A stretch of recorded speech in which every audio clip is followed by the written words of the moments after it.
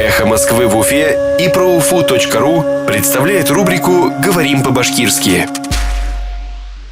Жалобы. Ялау. Жалобы журналистов. Журналисттардың ялауы.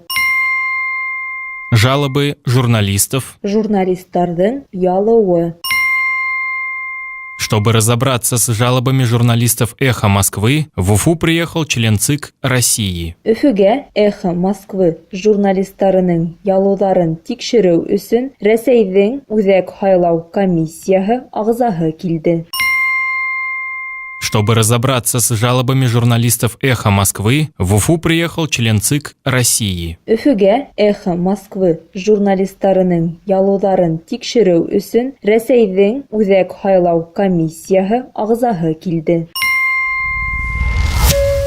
«Эхо Москвы» в Уфе и ProUFU.ru представляет рубрику «Говорим по-башкирски».